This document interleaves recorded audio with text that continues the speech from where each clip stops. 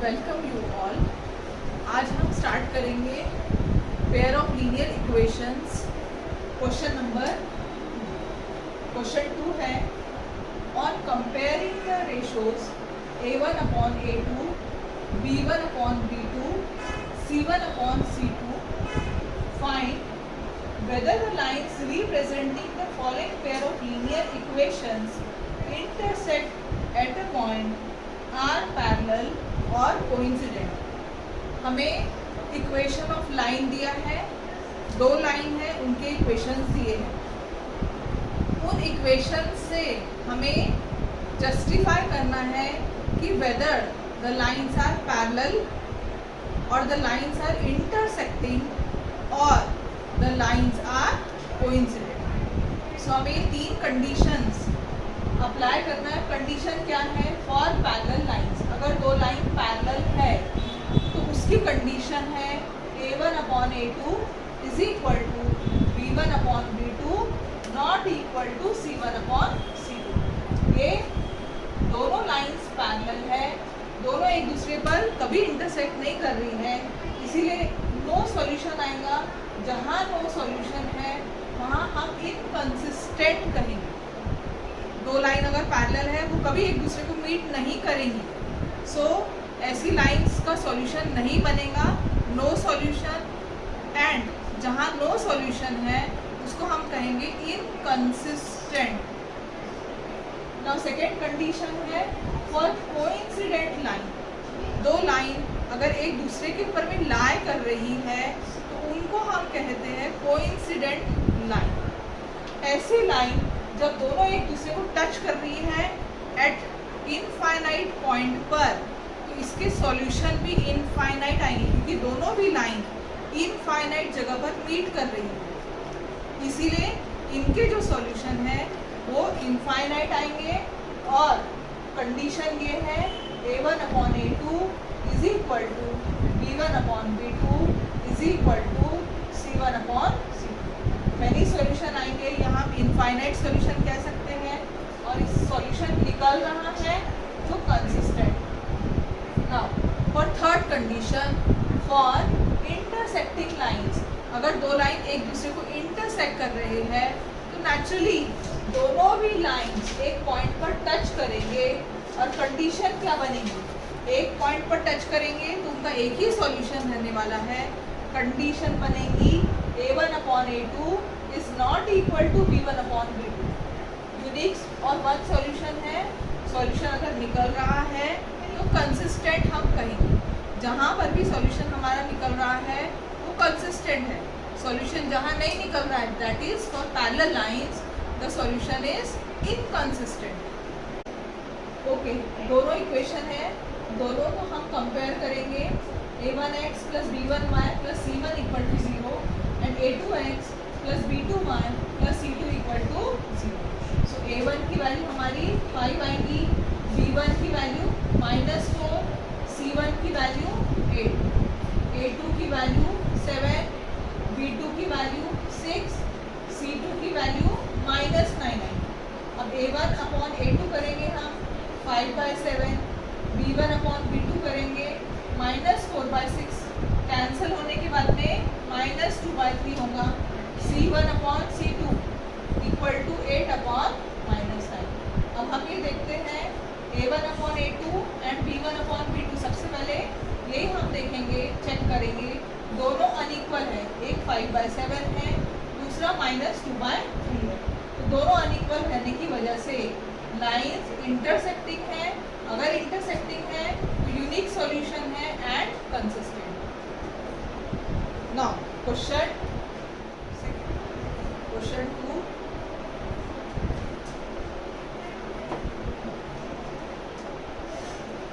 (9x plus 3y plus 12), 9x plus 3y plus 12 equal to 0, 18x plus 6y plus 24 equal to 0.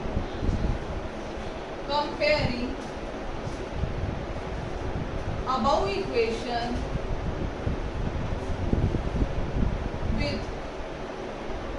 a1x plus b1y plus c1 equal to 0 and a2x plus b2y plus c2 equal to 0. So we will get a1 as 9, b1 as 3, c1 as 12.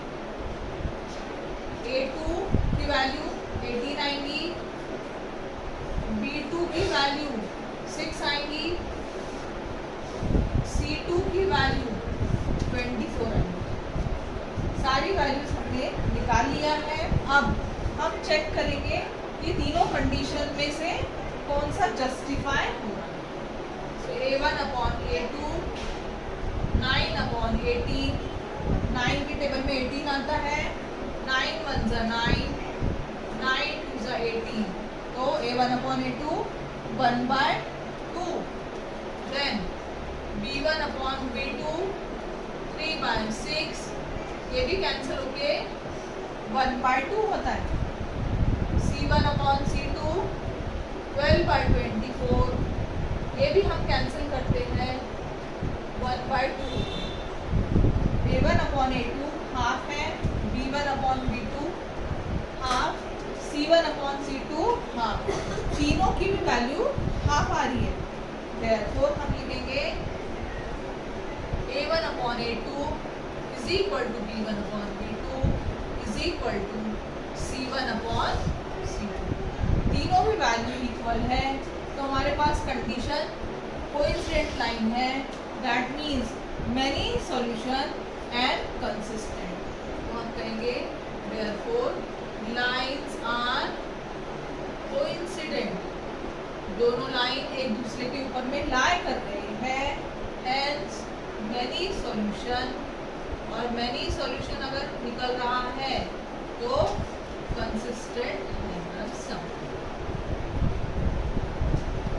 Now for question 3, on comparing the ratios a1 upon a2 is equal to b1 upon b2, c1 upon c2, find out whether the following pair of linear equations are consistent or inconsistent।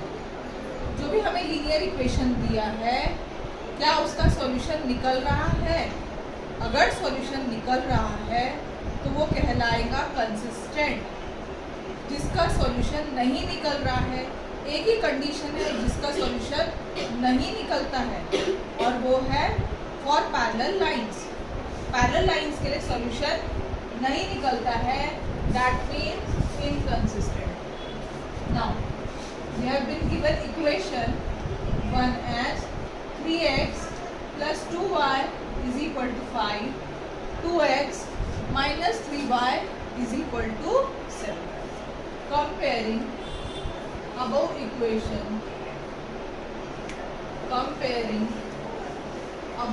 equation with a1x plus b1y is equal to c1 and a2x plus b2y is equal to c2। अब इस case में x y equal to then constant है, इसलिए हमने भी लिखा है a1x plus b1y is equal to c1 and a2x plus b2y is equal to c2। now for a1 की वैल्यू 3 है, b1 की वैल्यू 2 है, c1 की वैल्यू 5 है। सेकेंड केस में a2 की वैल्यू 2 है, b2 की वैल्यू -3 है, c2 की value 7। Now a1 upon a2, so 3 upon 2, b1 upon b2, so b1 is 2, b2 is -3, c1 upon c2, so this 5/7।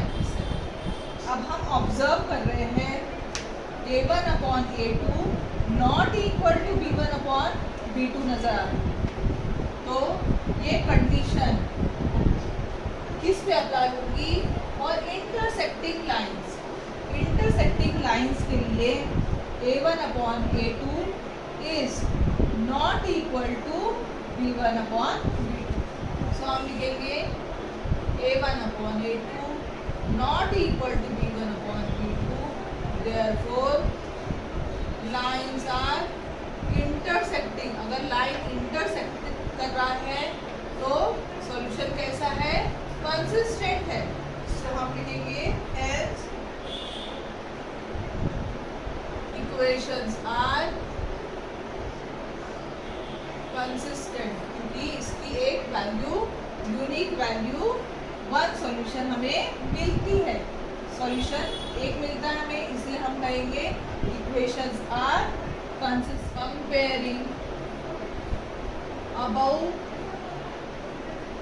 Equation with a1x plus b1y is equal to c1 and a2x plus b2y is equal to c2। so a1 की value 2 है, b1 की value -3 है, c1 की value 8 है। Now यहाँ पर a2 की value 4 है, b2 की वैल्यू -6 है, c2 की वैल्यू 9। सारे वैल्यूज हमने निकाल लिए हैं। अभी हम a1 upon a2 that is equal to 2/4 cancel होके हाफ होता है, b1 अपॉन b2 -3 अपॉन -6, दोनों माइनस कैंसिल हो जाएंगे। 3/6 है, इसकी भी वैल्यू हाफ आती है।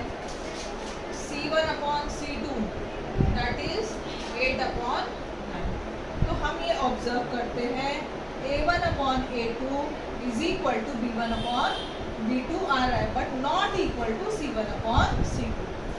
सो हम लिखेंगे a1 upon a2 is equal to b1 upon b2 not equal to c1 upon c2।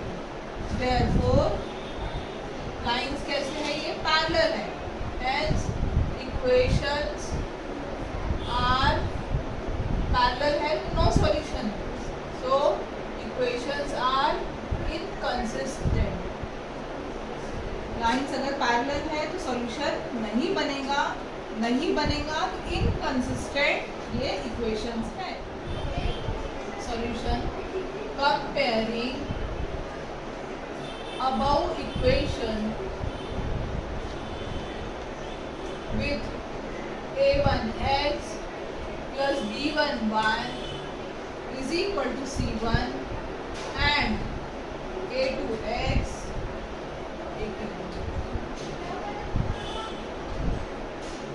a1x plus b1y is equal to c1 and a2x plus b2y is equal to c2।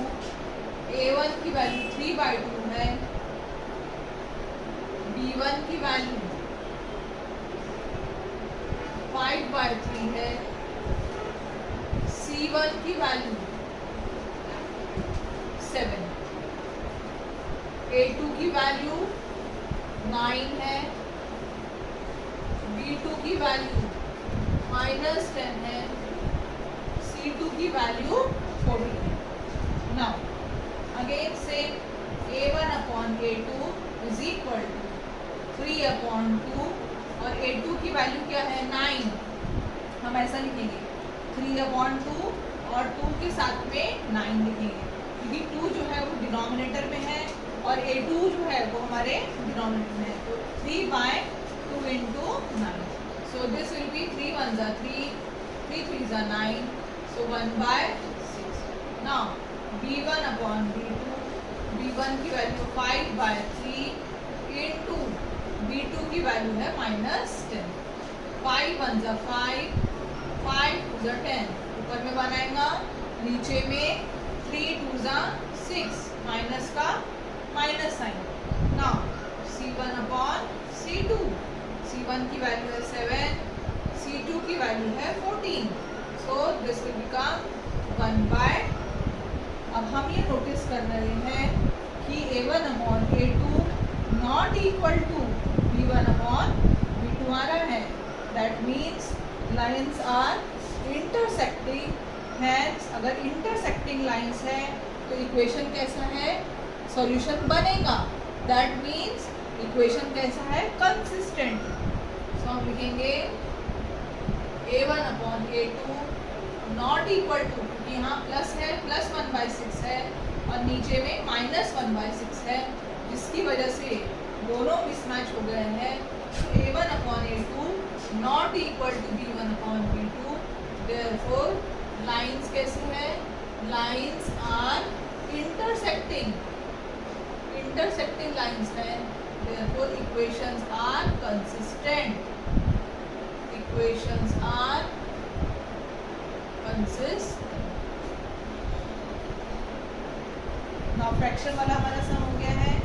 Next 4th and 5th आपको खुद करना है, क्योंकि same fraction वाला मैं करवा चुकी हूँ और जो नॉर्मल है वो तो आप कर सकते हो क्योंकि इजी है।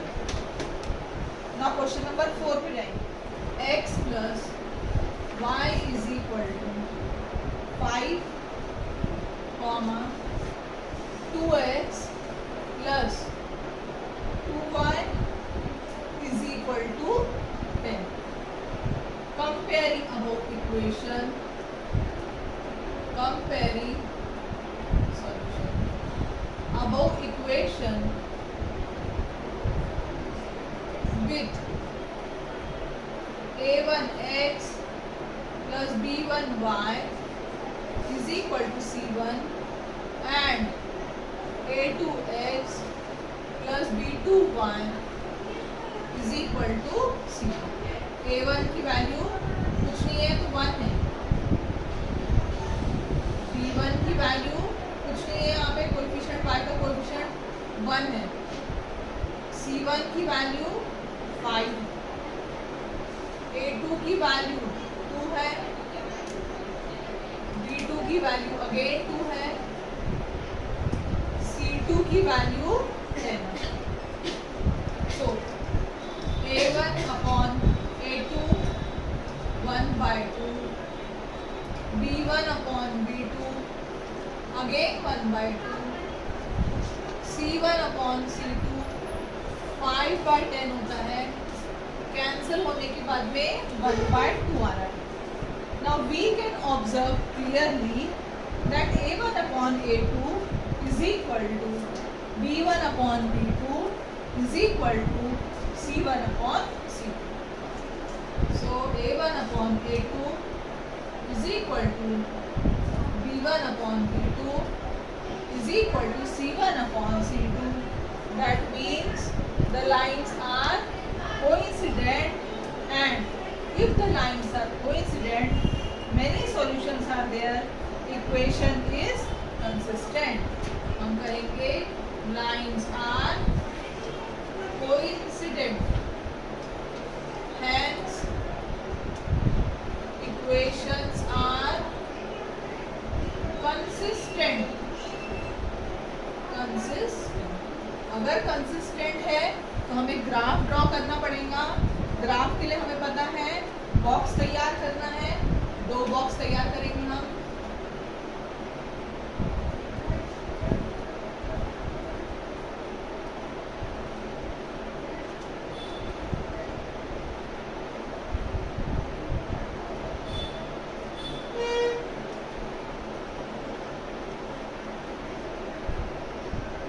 फर्स्ट वाला इक्वेशन है x plus y is equal to 5, इस बॉक्स के ऊपर लिखेंगे हम। इसको पहले सॉल्व करते हैं हम। x y x y, so y की वैल्यू निकालेंगे हम। y की वैल्यू आएगी हमारी y is equal to 5 minus x। x की वैल्यू हम 1 ले सकते हैं, 0 2 3 -1 -2, हम कोई भी वैल्यू ले सकते हैं। सपोज x की वैल्यू हम लेते हैं 1, सो y would be 5 minus 1 that is 4. So y की वैल्यू आएगी 4, 1,4 ये हमारा फर्स्ट पॉइंट आ चुका है. अब y की वैल्यू अगेन x की वैल्यू हम 2 ले लेते हैं, so y is equal to 5 minus 2, so y is equal to 3. So 2,3 हमारा सेकेंड पॉइंट है. y हम 3 ले लेते हैं, सो x की वैल्यू 3 लेते हैं, y की वैल्यू 5 minus 3 2 होगा 3 2. इस तरीके से 3 पॉइंट्स हमारे मिल गए. अब सेकेंड इक्वेशन के 3 पॉइंट्स हम फाइंड आउट करेंगे. नाउ ड्रॉ करेंगे टेबल, सेकेंड टेबल.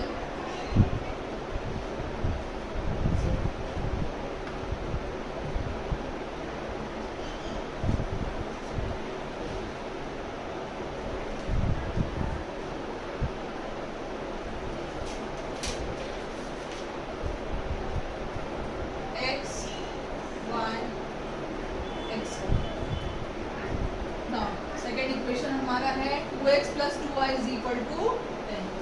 सो हम यहाँ पर लिख देते हैं equation 2x plus 2y is equal to 10. सो अगर हम इसको देखते हैं, ये तीनों जो नंबर है वो डिविजिबल बाय 2, तो हम ऐसा कर सकते हैं, डिवाइड बाय 2 तीनों को भी कर सकते हैं.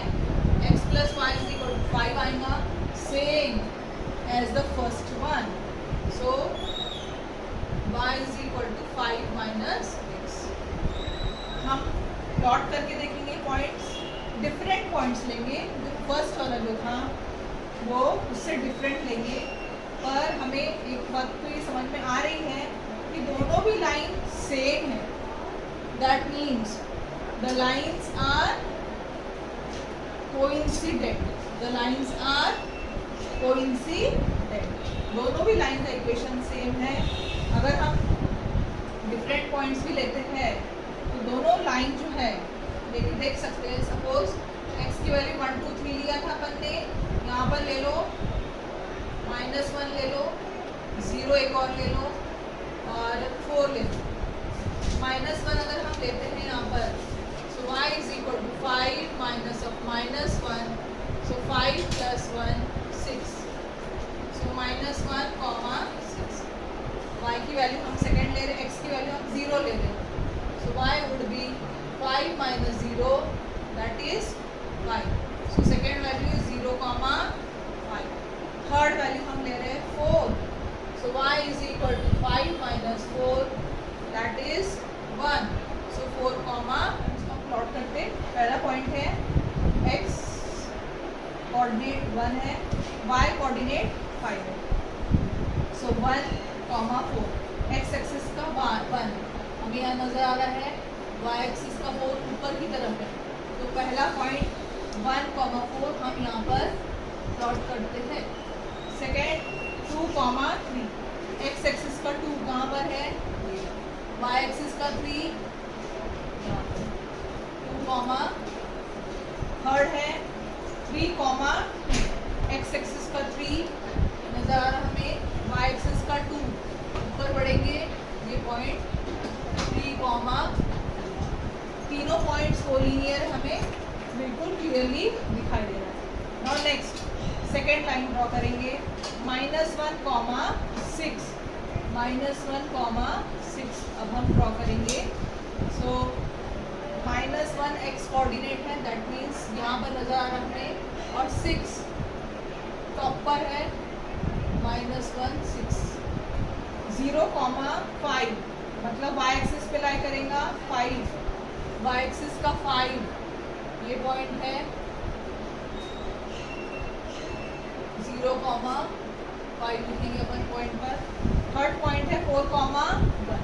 4 x एक्सिस पर यहाँ पे नजर आ रहा है, और 1 यहाँ पर मिलता है. 4, 1. इस तरीके से हमें सारे पॉइंट्स कोलिनियर है, बिल्कुल साफ नजर आ रहा है. दैट मीन्स 6 पॉइंट हमने ड्रॉ किया है, 6 पॉइंट्स प्लॉट किया है, और 6 पॉइंट्स जो है वो सेम लाइन पे लाई करते हैं। इस तरीके से हम एक लाइन ड्रॉ कर देंगे।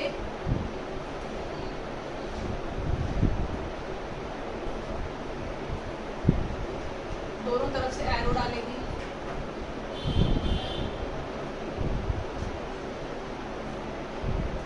ओके, अभी ये जो लाइन है ग्राफिकली हमने ड्रॉ किया है। अब ये ग्राफ जो है उसका सॉल्यूशन हमें क्या मिलने वाला है, हम ग्राफ से क्या पिन पॉइंट कर सकते हैं, पिन पॉइंट कर सकते हैं कि सॉल्यूशन क्या हो। एक्चुअली इनफाइनाइट होने वाला है तो सॉल्यूशन कैसा रहेगा, infinite.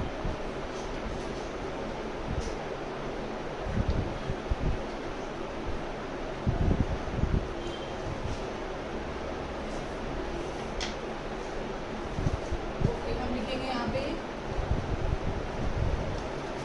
Solutions are many solution को many solution lines coincide with each other, या लाइन coincide भी लिखेंगे हम तो भी हो जाएगा।